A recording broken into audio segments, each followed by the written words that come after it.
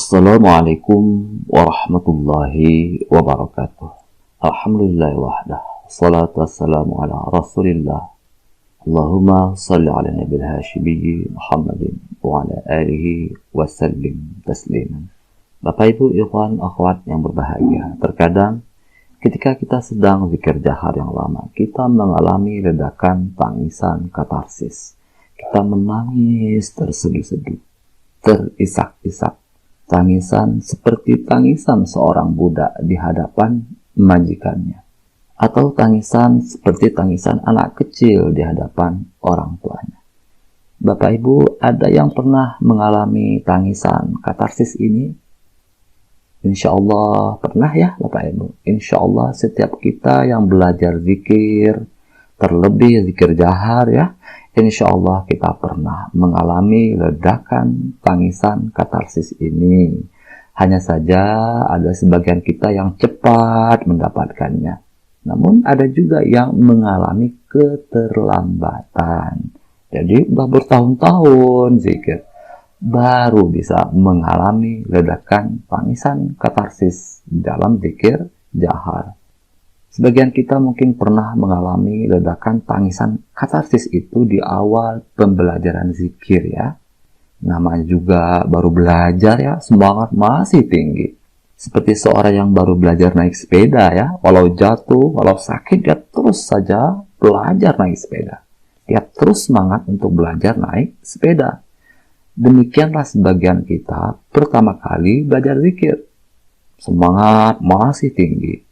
Maka kita pun kemudian senang berzikir. Kita bisa berzikir jahar dengan sangat lama. Lalu kemudian lama-kelamaan kita pun langsung mengalami ledakan tangisan katarsis. Bapak Ibu sekalian, sebagian orang yang pernah mengalami tangisan katarsis itu ya, ada yang merasa kehilangan loh Bapak Ibu ya. Dulu aku kok mudah ya menangis katarsis di dalam zikir jahar. Tetapi kalau sekarang susah sekali untuk mendapatkan tangisan katarsis. Ada yang seperti itu Bapak Ibu? Ada ya? Mungkin banyak ya yang seperti itu. Ya termasuk saya sendiri ya Bapak Ibu, saya pun pernah mengalami itu. Waktu dulu ketika awal belajar zikir, mudah untuk mengalami ledakan tangisan katarsis ini. Namun belakangan, kok tidak pernah lagi. Kita pun kemudian mencari-cari cara agar kita bisa menangis katarsis. Kita kadang ingat ini, ingat itu. Menghayati ini, menghayati itu. Kita mengingat dosa-dosa kita di masa lalu. Akan tetapi tetap saja kita susah sekali untuk mendapatkan ledakan tangisan katarsis itu. Karena kita berpikir ya, kok susah banget ya sekarang merasakan zikir. Kok susah banget ya mendapatkan tangisan katarsis. Kok sekarang hati saya ini makin keras ya. Ini banyak sekali kecurigaan-kecurigaan yang muncul dari dalam batin kita. Karena sekarang kita tidak lagi merasakan atau mengalami tangisan katarsis. Kita merasa kehilangan tangisan katarsis. Ada ya yang seperti itu Bapak Ibu. Kita kehilangan tangisan katarsis yang pernah kita alami sebelumnya. Loh, kenapa kok harus kehilangan ya? Tidak usah kita gelisah, tidak usah kita mencurigai yang tidak penting ya. Mungkin batin kita sudah bersih ya dari sampah-sampah sakit hati. Batin kita sudah bersih dari kotoran-kotoran yang besar. Maka tentu saja ya kita tidak akan lagi mengalami ledakan tangisan katarsis. Jadi ruang batin kita itu hanya menyisakan sampah-sampah yang tidak lagi besar dan dominan ya. Sehingga katarsis pun tidak lagi diekspresikan dalam ledakan tangisan katarsis. Tapi kadang-kadang ekspresi katarsis itu hanya mungkin titik air mata yang tanpa sadar mengalir di pipi. Kadang refleksi katarsis itu hanya terasa di pundak-pundak yang pegal, di badan yang lelah. Ini pun katarsis ya Bapak Ibu. Tetapi katarsis terhadap memori-memori negatif yang kecil-kecil. Jadi kalau di dunia nyata, itu sampahnya mungkin Nah, sampah kertas, sampah ranting, sampah debu, dan sampah kecil lainnya. Tapi itu sekalian, seringkali kita tidak begitu paham cara kerja zikir itu. Kita tidak begitu paham bagaimana cara melakukan perjalanan zikir. Kita tidak begitu paham bagaimana cara merasakan zikir jahar. Apakah menangis ketika kita zikir jahar itu tanda bahwa kita berhasil merasakan zikir jahar? Apakah kalau kita zikir jahar itu sambil menjerit, sambil histeris, meraung-raung, meratap, bahkan kadang suara pun kita buat-buat ya, seperti orang kesurupan malah kadang-kadang ya, gerakan pun kita buat-buat seakan-akan kita merasakan zikir jahar itu. Karena kita menganggap dengan cara-cara seperti itulah kita bisa merasakan zikir jahar. Bapak Ibu sekalian, apakah semua itu tanda bahwa kita telah berhasil merasakan zikir jahar? Atau malahan sebaliknya, kita menangis katarsis, kita menjerit, histeris, bahkan sampai mengalami ekstasi ya, mabok di dalam zikir jahar, dan sebagainya. Apakah semua itu justru menjadi tanda bahwa kita sebetulnya gagal merasakan zikir jahar? Jadi mana nih Bapak Ibu sekalian? Mau pilih yang mana? Menangis katarsis itu tanda sukses merasakan zikir jahar atau tanda gagal? Tanda sukses ya Bapak Ibu ya. Benar Bapak Ibu? Jadi kalau kita menangis katarsis, itu tanda bahwa kita berhasil merasakan zikir jahar. Benar tidak seperti itu Bapak Ibu sekalian? Bapak Ibu sekalian, jadi seringkali bila seseorang mengalami tangisan katarsis itu misalnya ya, lalu kemudian kita menganggap bahwa seseorang itu berhasil merasakan zikir jahar. Benar ya Bapak Ibu? Seperti itulah anggapan kita selama ini. Akan tetapi, bagaimana yang sesungguhnya? Apa yang dimaksud dengan merasakan zikir jahar? Jadi Bapak Ibu sekalian, ketika kita sedang zikir jahar, lalu kita mengalami ledakan tangisan katarsis, ini justru menjadi tanda atau isyarat bahwa kita sebetulnya gagal merasakan zikir jahar. Ya Bapak Ibu ya, kita menangis katarsis, itu sebetulnya kita gagal merasakan zikir jahar.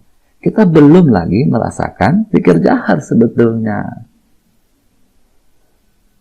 Nah, insya Allah setelah video ini saya akan menjelaskan secara lebih lengkap ya mengenai merasakan zikir jahar itu ya Bapak Ibu. Loh, kok menangis katarsis dianggap gagal merasakan zikir jahar Ustaz?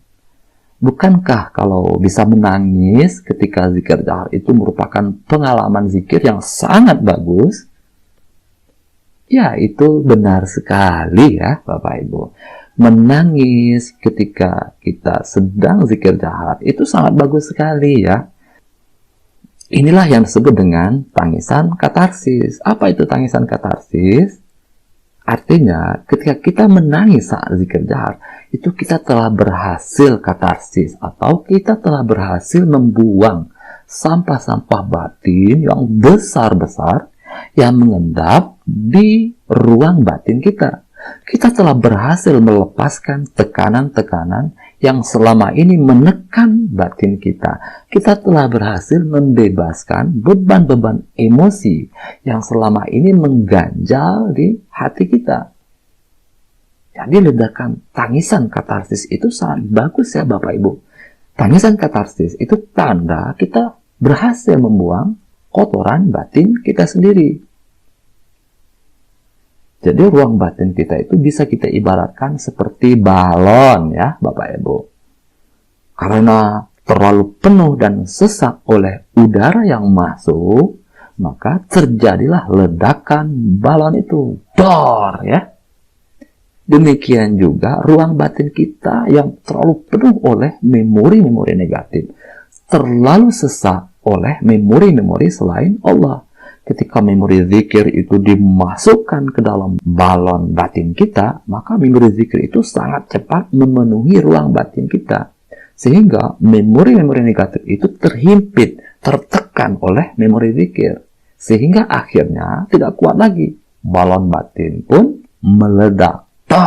Ya, maka terjadilah ledakan tangisan katarsis. Bapak Ibu sekalian, bila demikian, yang membuat kita menangis ketika kita zikir jahar itu sebetulnya karena batin bawah sadar kita itu terkenang atau teringat memori-memori sakit hati dari masa lalu, ya Bapak Ibu. Ini memori sakit hati itu. Jadi memori sakit hati itulah yang menyebabkan kita mengalami ledakan tangisan katarsis. Memori sakit hati yang masih kita endapkan, yang masih kita simpan di wadah hati kita. Memori sakit hati itu bisa dalam bentuk memori keangkuhan, memori kebencian, memori dendam, memori pengkhianatan, memori trauma, dan sebagainya. Ketika kita sedang zikir jahar, memori sakit hati itu muncul sendiri begitu saja di langit pikiran kita. Biasanya, bila kita masih menyimpan memori sakit hati ini di dalam wadah hati kita, maka ketika kita berzikir jahar, itu memori sakit hati itu akan muncul. Sangat kuat. Hari ini kita zikir, muncul dia. Besok zikir lagi, muncul lagi memori sakit hati itu. Nanti zikir lagi, muncul lagi dia. Jadi memori sakit hati ini sangat kuat, mengendap di alam batin bawah sadar kita. Sehingga kemunculannya bersifat sering. Lalu kemudian, tanpa sadar, kita pun menganalisis memori sakit hati itu di batin bawah sadar kita. Namanya juga memori sakit hati, ya Bapak Ibu. Kadang kita sangat susah untuk memaafkan orang-orang yang pernah menyakiti kita di masa lalu. Kadang kita belum bisa memaafkan orang-orang yang merendahkan kita di masa lalu. Kalah debat, kalah bersaing, dan sebagainya. Misalnya ya, walaupun kejadiannya itu telah berlalu ya di masa lalu, namun memorinya itu masih kita simpan dengan baik di wadah hati kita. Maka ketika kita zikir jahar, simpanan-simpanan sakit hati itu pun bermunculan di langit pikiran kita. Bermunculan sendiri ya Bapak Ibu, tanpa kita kehendaki dan tanpa bisa kita kendalikan. Muncul sendiri. Karena memori sakit hati ini merupakan memori yang sangat kuat, melekat di batin bawah sadar kita, maka tanpa sadar kita pun melakukan analisis pikiran bawah sadar di dalamnya. Lalu akibat analisis bawah sadar ini, kita pun merasakan reaksinya di badan kita. Kita pun mengalami psikosomatik yang berat di badan kita. Biasanya kita merasakan kepala pusing, pundak pegal-pegal, punggung berat. Kita mengalami tekanan psikosomatik yang berat di badan. Nah, semua beban-beban psikosomatik yang kita rasakan di badan itu merupakan tanda bahwa kita telah melakukan analisis pikiran bawah sadar di batin bawah sadar kita. Akan tetapi, walaupun kita merasakan beban psikosomatik yang berat di badan ketika kita sedang berzikir jahar itu, kita tidak berhenti zikir jaharnya ya Bapak Ibu. Kita terus-menerus berzikir dalam rangka apa? Dalam rangka untuk melumpuhkan pertahanan ego bawah sadar kita. Dalam rangka untuk menaklukkan keangkuhan ego bawah sadar kita.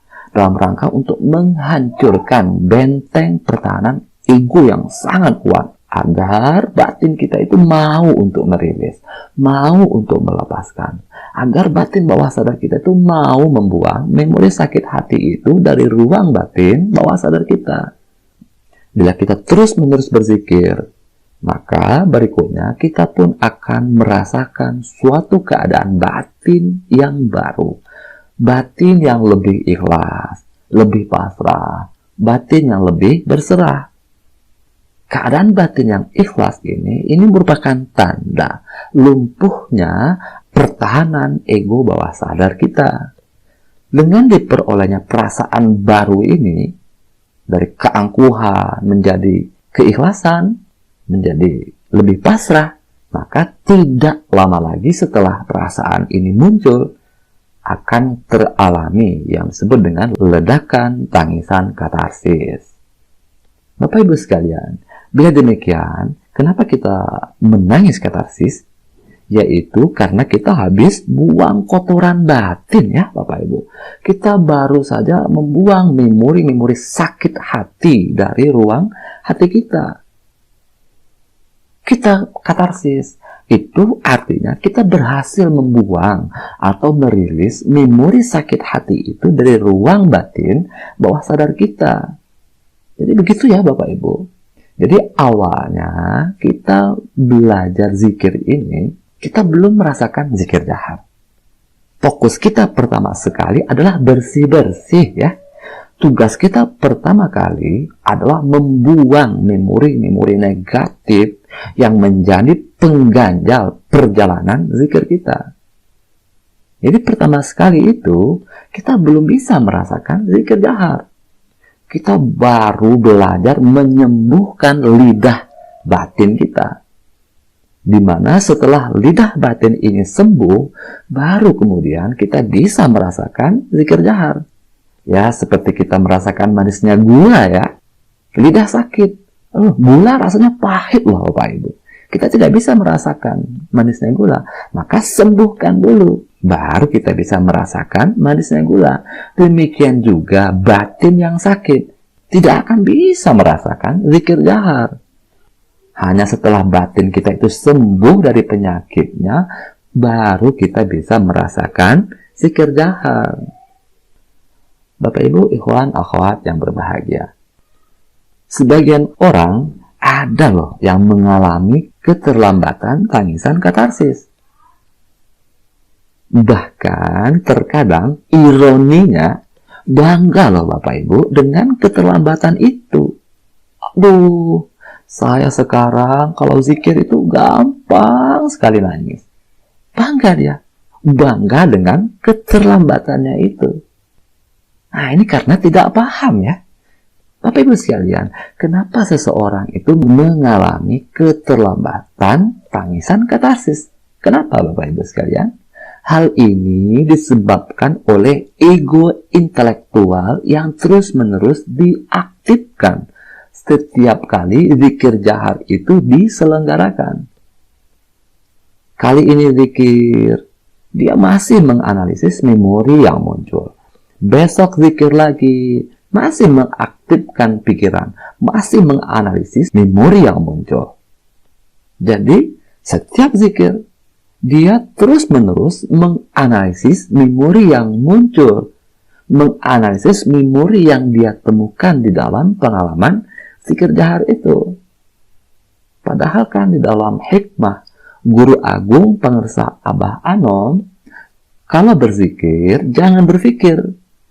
Kalau berpikir sambil berzikir, kita dilarang loh Bapak Ibu berpikir ketika berzikir.